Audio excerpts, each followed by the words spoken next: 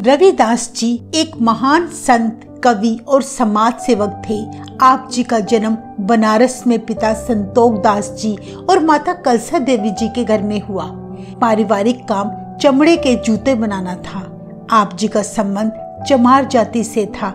सारा परिवार बड़ा मेहनती और प्रभु परमात्मा में भरोसा रखता था, इसलिए वे बचपन से ही प्रभु भक्ति में ढेर सा समय बिताया करते।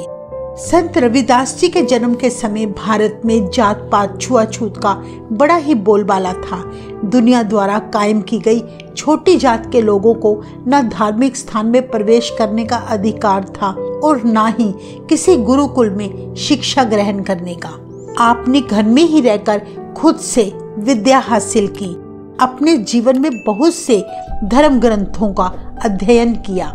दिनचर्या ऐसी थी कि आप जी अमृत समय उठकर स्नान आदि करके प्रभु भक्ति में लीन हो जाया करते, जिसके कारण आपका हृदय भक्ति का सागर बनता गया और सारा जीवन आपने शब्दों के रूप में बानी उच्चारण की। यही उच्चारण की हुई बानी सिखों के धार्मिक ग्रंथ श्री गुरु ग्रंथ साहिब जी में दर्ज है। आप जी के ये उपदेश मनुष्यों को प्रभु भक्ति का सच्चा रास्ता दिखाते हैं और एक निरंकार की भक्ति से जोड़ते हैं। प्रभु भक्ति के अलावा आपकी घर के किसी भी काम में कोई रुचि ना थी। अक्सर लोग आपको देखकर कहा करते कि पिछले युग के शुभ कर्मों की वजह से आपको भक्ति की दात प्राप्त हुई है। सच बोलना, दान पुण्य करना और साधु संतों की संगत करना, ये सभी गुण थे आप में। जब आप अपने पिता के काम में हाथ बंटाते तो उस समय अगर कोई जरूरतमंद व्यक्ति या साधु संत आपके पास आते तो आप उन्हें जूते मुफ्त में ही मुरम्मत कर दिया करते या नए जूते मुफ्त में दे दिया करते। यह सब देखकर आपके पिताजी तब परेशान हो जाते। वे नहीं जानते थे कि उनके पुत्र में संतों वाले गुण हैं। वे कोई साधारण बालक नहीं है। इस भेद को वे समझ नहीं सके। वे तो इतना जानते थे कि उनका पुत्र बड़ा लापरवाह है जो मुफ्त में जूते बांटता फिरता है। आपके भविष्य को लेकर अक्सर वे बहुत चिंता करते। तब पिता ने सोचा कि साधु संगत में रहकर कहीं उनका पुत्र घर छोड़कर चला ही ना जाए, इसलिए उन्होंने उनका विवाह कर दिया। पर विवाह के बाद भी कुछ ना बदला। इस तरह काफी समय बीतता चला गया। एक दिन आपके पिताजी ने आपको आदेश दिया कि तुम अपना घर अलग कर लो, खुद अपने हाथों से कमाई करो या उजाड़ो, पर हमें दुखी ना करो। हम ये सहन नहीं कर सकते कि तुम काम कुछ ना करो और घर का सामान सारा दान करते जाओ। उन्होंने कहा कि तुम अपनी पत्नी को लेकर अलग झोंपड़ी बना लो। इतने वचन सुनकर रविदास महाराज जी ने कोई गुस्सा गिला ना किया। बड़े धीरज के साथ बोले, पिताजी, अगर आपकी यही इच्छा है तो ऐसा ही करो। राम खुद ही सब कुछ करने वाला है। जैसी राम की इच्छा होगी काम वैसे ही होते रहेंगे, चाहे आप हमें घर से निकाल दो या घर में जगह दे दो। अपने पिता का हुक्म मानकर तब रविदास महाराज जी अपनी पत्नी के साथ घर छोड़कर चले गए। रविदास महाराज जी स्वभाव से बड़े शांत, विनम्र और गुणवान थे। प्रभु पर पूरा भरोसा था। उन्होंने खुद अपने हाथों से लकड़ियां एकत्रित करके अपने लिए एक छोटी सी कुटिया तैयार की। उनकी पत्नी बड़ी सहनशील और अपने पति का हुक्म मानने वाली थी। उन्होंने अपने पति को पूरा सहयोग दिया। रविदास महाराज जी ने एक तरफ थड़ा बनाया जहां पर बैठकर वे जूते बना सके और दूसरी तरफ एक और थड़ा बनवाया जहां पर आने वाले ग्राहक बैठ सके। हर रोज नित्य नेम के बाद आप जी अपने मुख से प्रभु के सुंदर शब्द उच्चारण किया करते थे और हाथों से चमड़े के जूते बनाया करते। तब बड़ी सुंदर गृहस्थी चलने लगी। अपनी कुटिया में आकर आप जी पहले से भी ज्यादा समय प्रभु सिमरन में बिताने लगे। आपने अपने घर के सामने एक मंदिर भी बनवाया। आपके पास जो भी आता आपकी बानी सुनकर मंत्रमुग्ध हो जाता। साधु संतों में आप अक्सर घिरे रहते और उनके साथ ज्ञान की चर्चा करते। आप जी ने अपनी वाणी में मनुष्यों को उपदेश दिया कि कभी भी कोई मनुष्य गुरु के बिना ज्ञान हासिल नहीं कर सकता। गुरु के बिना मनुष्य सदा अज्ञानी ही रहता है। वे एक अंधे मनुष्य जैसा है। अगर गुरु मिल जाए तो अज्ञानी अंधा मनुष्य भी उस प्रभु को देखने योग्य हो जाता है। कहते हैं इस भक्ति का सदका संत रविदास जी की प्रसिद्धि धीरे धीरे दूर दूर तक फैलती गई। रविदास महाराज जी जूते बनाते वक्त लोगों को सच्चे मार्ग का उपदेश दिया करते थे। उनके मंदिर में तब ऊंची कुल के लोग भी आने लगे। मंदिर में पूजा अर्चना होने लगी। संत जी सभी जात धर्म के लोगों को एक निरंकार से जोड़ने का संदेश दिया करते। ऐसा करने पर बनारस के पंडित बहुत परेशान हो गए।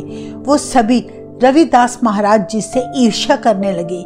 ईर्ष्या में जलने के कारण उन्होंने शोर डाल दिया कि रविदास एक चमार होने के बावजूद ऊंची जात वालों से पूजा करवाता है, उन्हें चरणामृत देकर नामदान देता है, उन्हें मोक्ष का रास्ता बताता है, जबकि ये सब बातें ब्राह्मण के अलावा किसी और को बताने का कोई अधिकार नहीं है। असल में विरोध का कारण ये था कि साथ संगत के कारण जो चढ़ावा पहले पंडितों को मिला करता था वे अब रविदास महाराज जी को मिलने लगा। ऐसी बात ब्राह्मणों को बिल्कुल कबूल ना थी।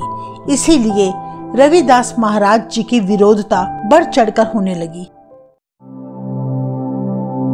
एक बार रविदास महाराज जी की महिमा सुनकर कुछ लोग चित्तौड़ से बनारस आए। रविदास जी के दर्शन करके वे निहाल हो गए। जब वे वापस गए तो चित्तौड़ की रानी झाली ने उन संगतों के मुख से रविदास महाराज जी की बहुत महिमा सुनी। संगतों ने रानी को बताया कि रविदास महाराज जी को प्रभु के साक्षात दर्शन हुए हैं। ईश्वर तो उनके अंग संग बसता है। इतना सुनकर रानी झाली के मन में भी संत महाराज जी के दर्शनों की इच्छा हुई। कहते हैं रानी झाली संत जी के दर्शन करने बनारस जा पहुंची। वे अपने साथ काफी धन, वस्त्र आदि सामग्री भी लाई थी। बनारस की नगरी देवताओं की नगरी के साथ साथ ठग पंडितों की नगरी भी मानी जाती है। वहाँ के पंडितों को माया से बड़ा प्रेम है। रानी झाली को बनारस आया देख वे पंडित अपनी धर्मशाला में रोकना चाहते थे, पर रानी ने संत रविदास जी के दर्शनों की इच्छा जतलाई। पंडितों की परवाह किए बिना ही रानी झाली अपने लक्ष्य पर जा पहुंची। उस समय रविदास महाराज जी बड़ी सुरीली आवाज में प्रभु के प्रेम में रंगे हुए शब्द का उच्चारण कर रहे थे।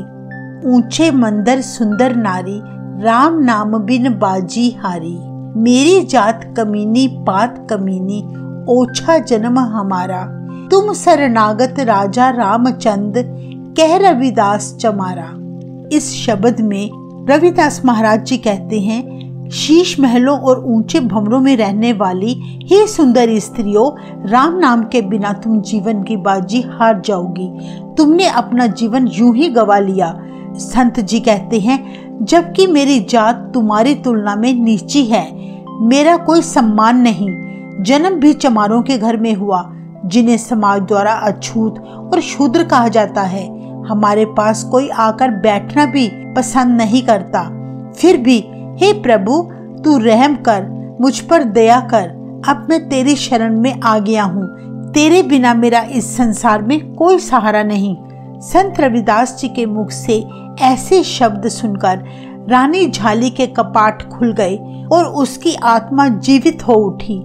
सोचने लगी, रविदास महाराज जी के पास आना मेरा सफल हो गया, क्योंकि शाही भवन में राम नाम के बिना जीना तो व्यर्थ है। वे राम सिमरन के लिए तड़पने लगी। कीर्तन खत्म होते ही रानी रविदास महाराज जी के चरणों में गिर पड़ी और बोली, हे प्रभु, हे नाथ, आप मुझ पर कृपा करें। मुझे अपनी शरण में लेकर भक्ति मार्ग पर चलने का रास्ता बताएं। मैंने अपना सारा जीवन बिना भक्ति के ही गंवा लिया।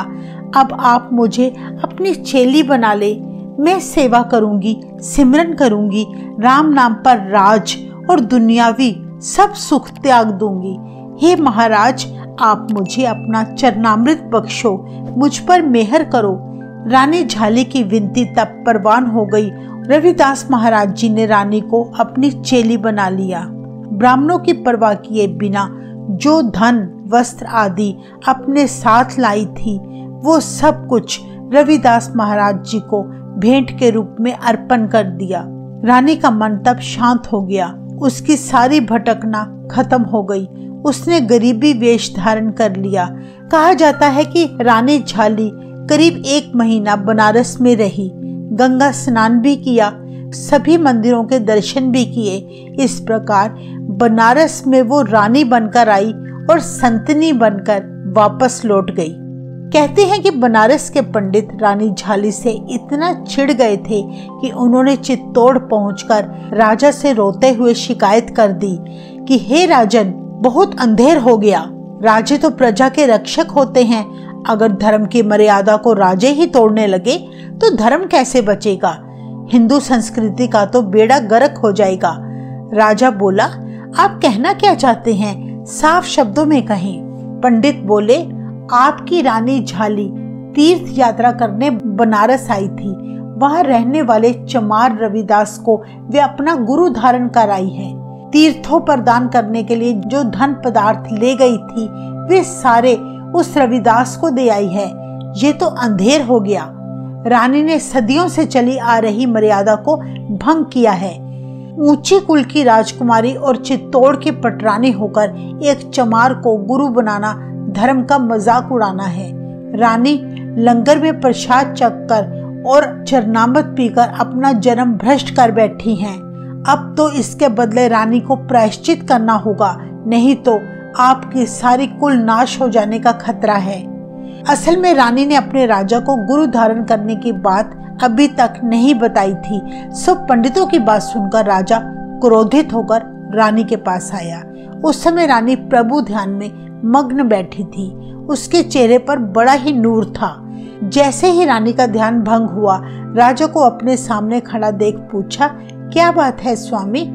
राजा ने पूछा, सुना है जब आप बनारस गए थे, वहां रविदास चमार को आप अपना गुरु धारण कर आए हो, क्या ये सच है? रानी बोली, जी हाँ पतिदेव, वे मेरे गुरु हैं। हे स्वामी, जो कुछ आपने पंडितों से सुना है वे सब सही है।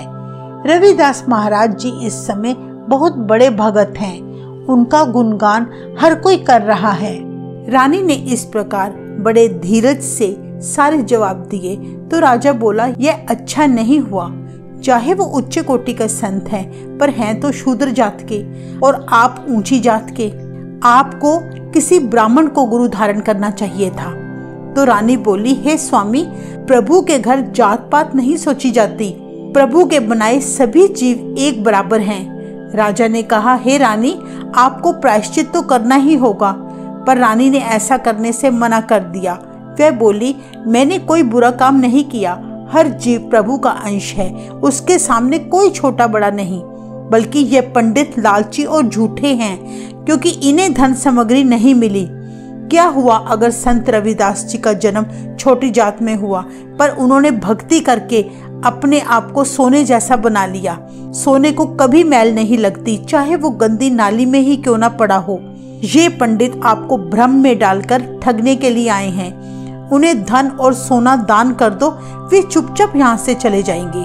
बनारस में भगवान पंडितों के पास नहीं है, वो प्रभु तो रविदास महाराज जी के पास है। रानी बोली, अब मैं अपने गुरु की और निंदा नहीं सुन सकती। इस प्रकार रानी की सच्ची भक्ति के आगे राजा को झुकना पड़ा। राजा और रानी ने तब पंडितों को सोने की 2-2 मोहरें दी और वे खुश होकर वहां से चले गए। एक बार सिख पंथ के संस्थापक श्री गुरु नानक देव जी संसार का उद्धार करते हुए बनारस की धरती पर जा पहुंचे, जहां उनका मेल संत रविदास जी के साथ हुआ।